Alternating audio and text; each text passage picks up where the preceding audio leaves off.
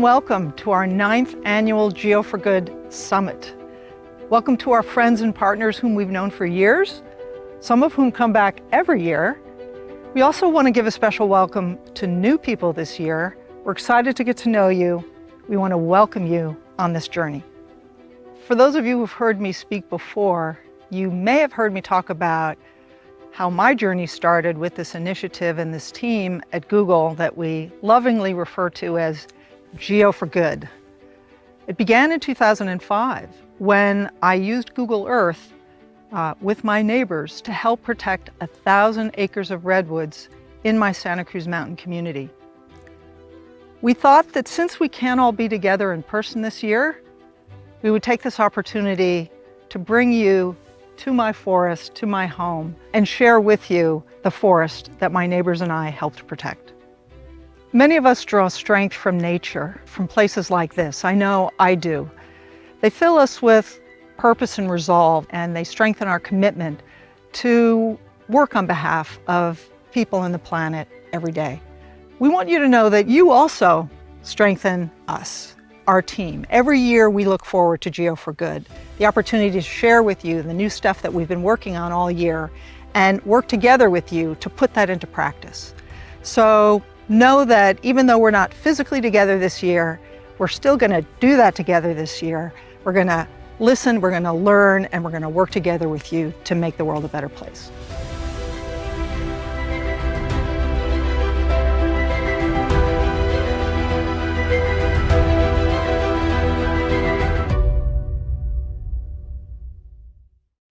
We're really thrilled to spend today and tomorrow with you, and grateful to you for making the time to spend with us. You may be working from home, you may be taking care of loved ones, you may be teaching your kids sitting right next to you. It's been an unprecedented year with COVID-19, with economic crises, racial unrest, wildfires. Again, truly unprecedented. With all these challenges though, we believe that maps can be a force for good. As Google and the Geo for Good team, we see our mission is to create tools, technology, data, insights to empower you, civil society and NGOs, scientists and researchers, indigenous peoples and local communities, governmental institutions and solution providers, with the entire toolkit you need to create change in the world. There's kind of a spectrum that we've seen over the years in the ways that people are creating change. One is using tools like Earth Engine to generate new knowledge about the planet that profoundly changes our understanding of complex issues. Using tools like Google Earth to raise awareness of these issues and touch the lives of billions of people. And then finally, using a whole suite of tools to enable action to actually drive that change on the ground. It's been amazing and gratifying this year to see how you, our Geo for Good community, has responded to these unprecedented crises by applying our technology so effectively. For example, citizens are using the map making and storytelling features of My Maps and Google Earth to connect vulnerable communities with critical resources that they need. These maps have received more than 1 billion views. Scientists and researchers are analyzing daily satellite data to measure the unprecedented improvements in air quality that have resulted from shelter in place. These maps are going global, getting a lot of attention, and they're influencing a vision for a green recovery as the world emerges from this pandemic. We've seen that in cities, even amidst the COVID-19 crisis, city planners are staying focused on the long-term climate crisis, and they're continuing with ambitious climate action planning using our Environmental Insights Explorer. At the national and international level, we've heard that policymakers are drowning in data but thirsty for insights. Now they're adopting new technology to support science-based, evidence-driven decision-making, which is bringing a new level of transparency and effectiveness to sustainable development. For example, many countries are applying Earth Engine to protect, manage, and restore healthy forests. Many nations are using Global Fishing Watch to restore healthy fisheries Early adopters such as Indonesia are seeing extremely positive results. There is a biodiversity crisis now, and leading conservation biologists have come together with policymakers, technologists, to craft an ambitious global deal for nature. This is the Paris Accord for Nature, with a corresponding global safety net paper that just came out. The results are powered by Earth Engine, that lays out literally a map or a blueprint for conservation out to 2030 and beyond. What's interesting and exciting about this is that so many of those global solutions started with an idea, an insight, a dream by one of you, working perhaps with a small team, that then turned into something much bigger. For example, Matt Hansen did the groundbreaking work in 2013 that was the first high-resolution map of global forest cover and change. World Resources Institute then took that and made it accessible and actionable through Global Forest Watch.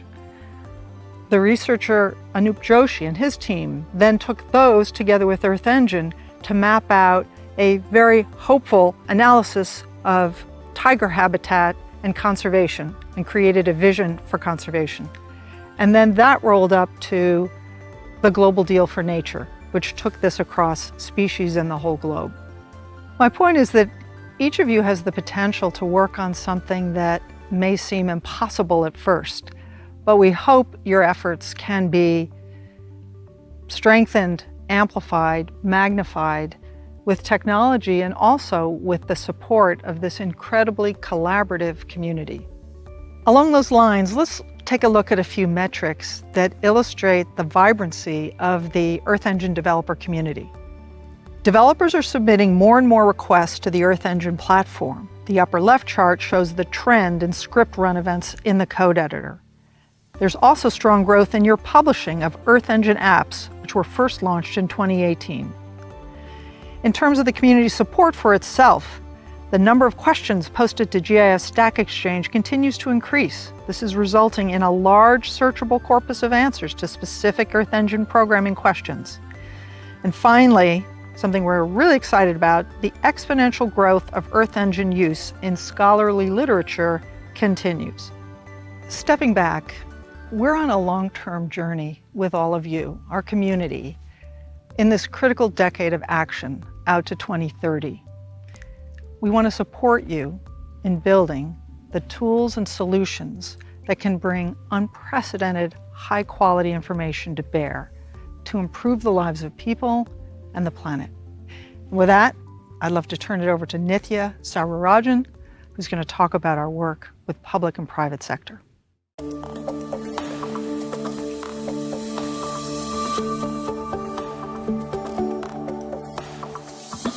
Thank you, Rebecca. I'm Nithya, and this is my first Geo for Good Summit.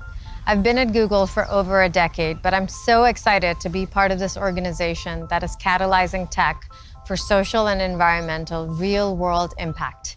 Rebecca just talked about how our solutions are helping people and the planet, but oftentimes they end up serving civic actors, key decision makers that are making policies, that are incentivizing and creating programs that impact the lives of citizens globally.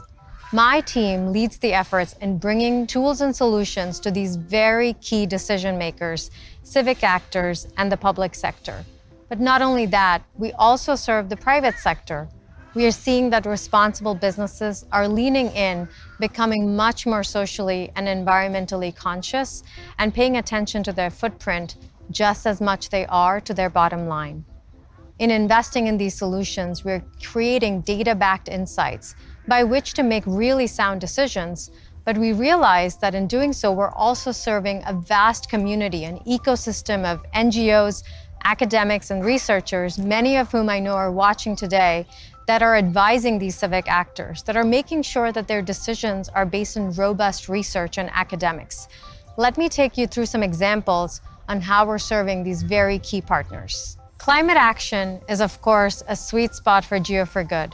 Let's take this urgent topic and see how our geospatial analytics are serving a variety of partners in this space. Let's start with cities. Firstly, why cities? cities account for 70% of global emissions. But there's hope. Cities are often, we find, also the most motivated, most ambitious actors in the climate action space. They are determined to make it a cleaner, healthier, more prosperous way for citizens to live.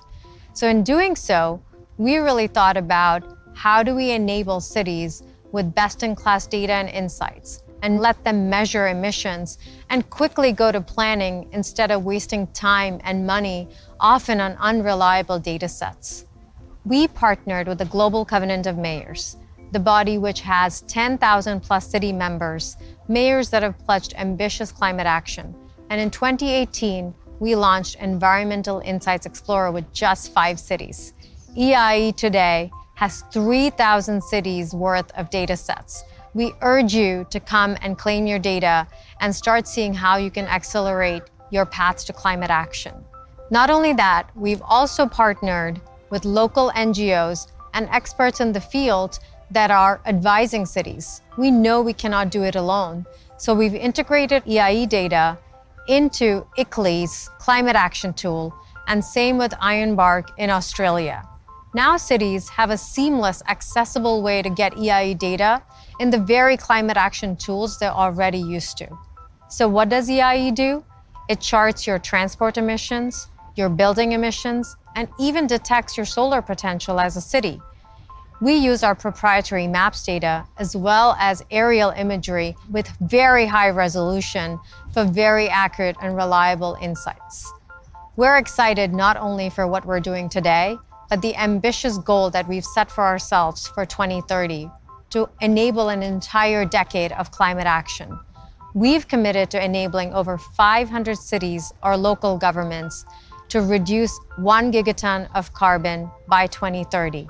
And we're really encouraged because we're already seeing signs of this payoff. Houston, for example, has been a power user of EIE, and they have used this very solar data to detect their solar potential and set a really ambitious renewable energy goal that can help them reduce emissions by 2030 and beyond. In talking about cities and emissions, we have to talk about air quality, one of the most direct impacts of emissions. We've been partnering closely with EDF from the start to map air quality in US and Europe, and we're looking forward to continue that globally to Asia Pacific and South America. In fact, we're excited that cities like Copenhagen are using this air quality data to chart out thrive zones that really ensures that many of their neighborhoods can have much cleaner air for their citizens. Secondly, let's go to water, a critical natural resource and one that is once again impacted by global warming. In looking at the UN, we know that clean water and sanitation is their Sustainable Development Goal number 6. And that is one where countries are really looking at fresh water for their citizens. In fact, we found that only 20% of countries really have baseline metrics about their freshwater sources, quality, etc. And we used Earth Engine and our data and computation to enable 5 freshwater metrics in partnership with the UN, but also the European Commission's Joint Research Center. We invite you to go look at it at sdg661.app. And lastly, while it's early days, we see companies, the private sector, getting more involved.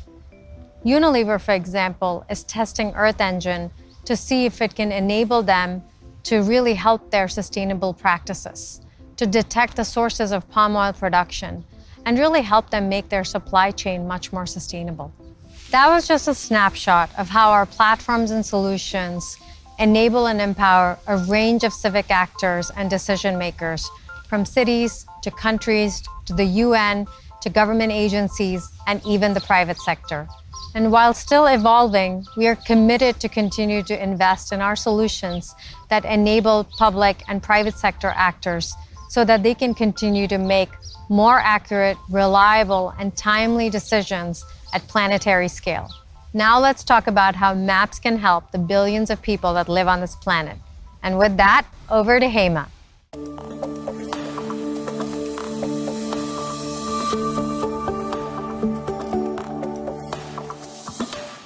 Thank you, Nithya. Like Nithya, this is also my first Geo for Good experience, and I'm delighted to be here. The world has a lot of urgent societal problems to address. They range all the way from lack of digital access to food scarcity to gender inequity and more.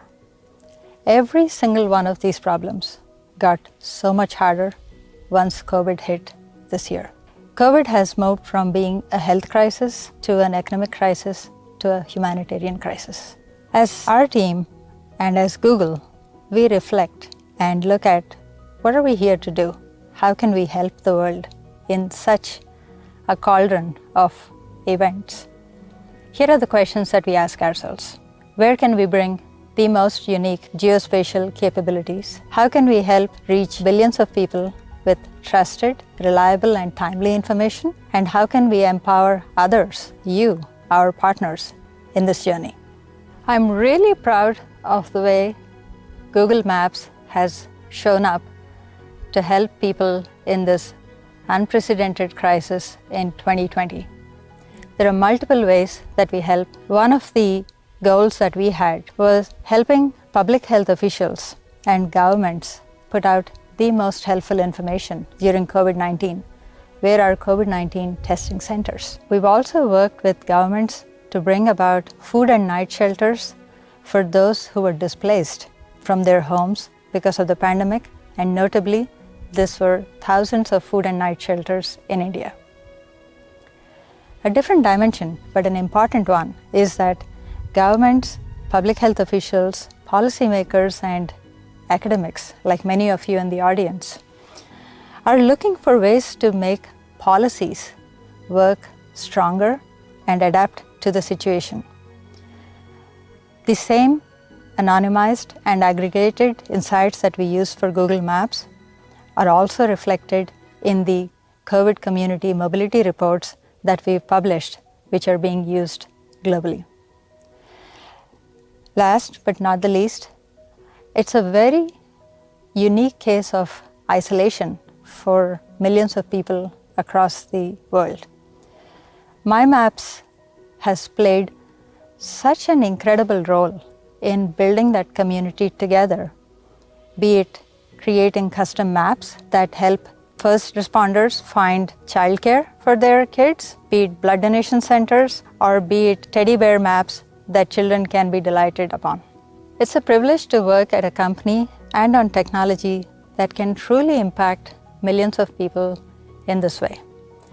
We've talked a lot about COVID, and COVID vaccines are certainly top of mind and in the news. But I'd also like to talk about routine vaccinations, which are such a key part of basic access to healthcare. There are millions of people in parts of the world who are not immunized for lack of that care.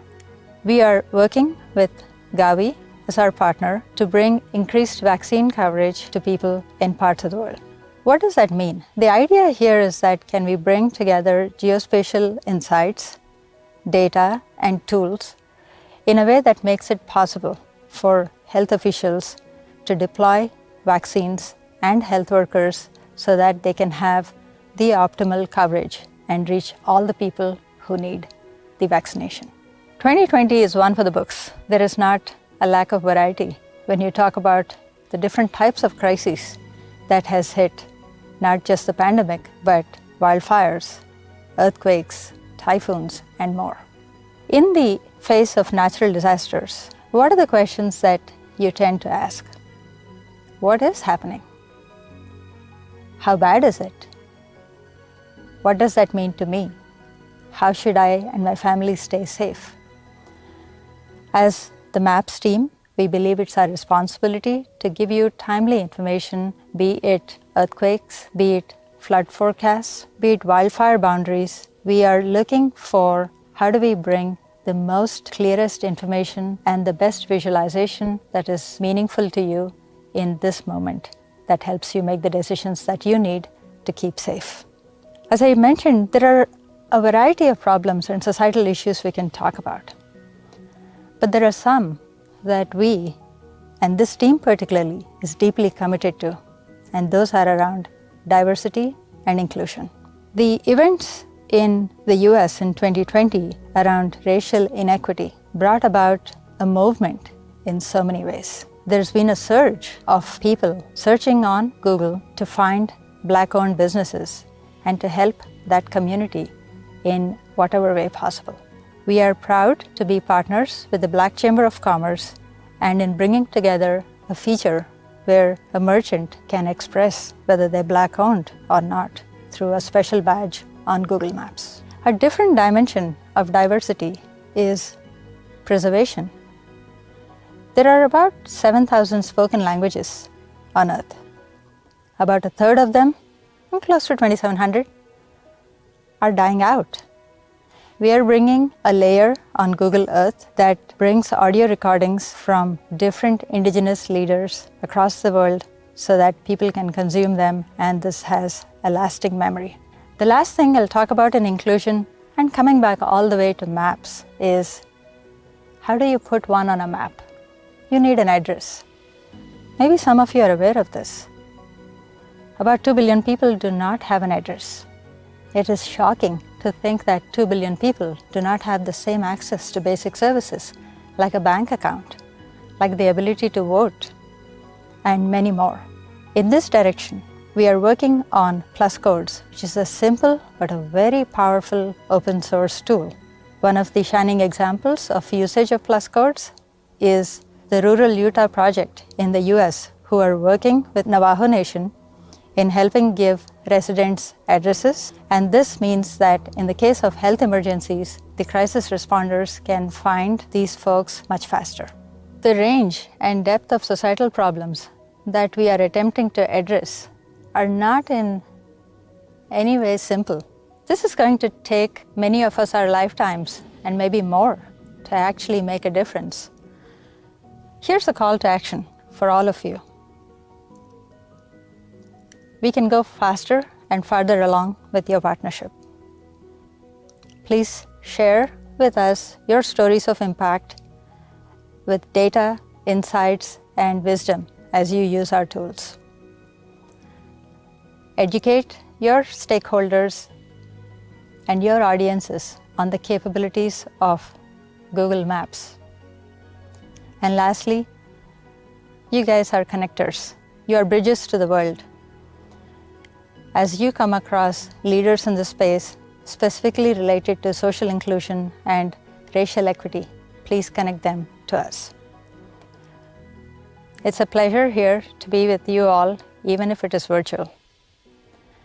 You're all an inspiration for me and our teams to do better. Thank you, and on that note, I'm going to hand over to Rebecca. So here we are in this magnificent redwood grove. You know, as humans, we can look down at the ground and we can see ants scurrying around. I sometimes wonder, these redwood trees, these are the tallest trees on Earth. Some of them are more than 2,000 years old. Are they looking down at us with alarm or bemusement? You know, we are the stewards of this planet and all who live there. I believe that our destiny is still in our hands. We are very excited that you've joined us for this virtual summit, and we hope that you learn a ton, that you feel turbocharged and inspired to go out and do good in the world with what you've learned. So have a great summit, and as a special surprise, we have something we want to share with you all.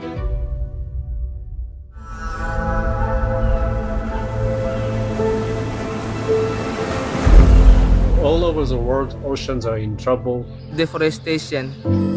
Amazon loss. Mangrove loss. Melting glaciers. Fires are getting more intense. Traditional West African pastoralist lifestyles are being affected. There are communities who are struggling to survive. There's so much going on in the world, but there's so many people wanting to make a difference, so many people enthusiastic about what they do. We are using Google Earth to monitor the forest and the illegal activity in Indonesia. To make remote sensing more equitable and inclusive for everyone. To create virtual tours of sites related to slavery. to bring attention to the health disparities that have affected these marginalized communities during the pandemic. Provide training, tools, and technology that supports Indigenous self-determination and environmental stewardship. To create immersive, interactive content to improve quality of education in public schools. We are monitoring community wells for pH, turbidity, and coliform. We are tracking human impact on global mangrove ecosystems. To generate deforestation alerts monthly in the Brazilian Amazon region. We're using Google Earth Engine to show people where and when to expect the biggest impacts from sea level rise. To estimate the pollution levels in different parts of the country. To take the world virtual diving. The Earth Engine plays an important role to mitigate climate change. We can tell the changes chronologically. And by making a single picture, we are telling the public, here is the area that the problem might occur in the future. Fires are having a massive impact on this area. The satellite imagery we source from Google Earth Engine, has really enabled people to extract information that they would never have accessible before. And that really helps us pinpoint where we need to look at on the ground. We have now started partnering with Google to give every hut a unique address. We've been very steadily using Google Plus codes, which can be ingested on Google Maps so that anybody could navigate to that particular house. We are using Google Earth to reclaim and rename our cultural sites to our traditional names. Earth Engine is definitely one of the tools in NASA's toolbox. Running our processes in the cloud and not having to download things, Earth Engine has been a game changer.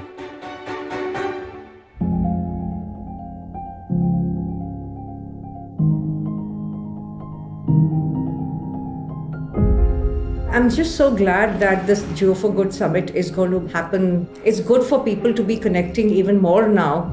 The community at Geo for Good are those people that care about the environment, they care about making a change for the world, and they're willing to help in every way that they can. Just meeting other like-minded people and the actual expertise that they bring. They're actually willing to share and give more. During the week, I meet so many great people from different fields. Really fascinating to see in different countries how people are using Earth Engine. And just knowing that the community is still there and knowing that there's other people out there that you can talk to, you can relate to, you can work with is absolutely amazing. We are preservationists. We are public health practitioners. We are remote sensing scientists. We are conservationists. We are a group of volunteers. We are researchers. We are world changers.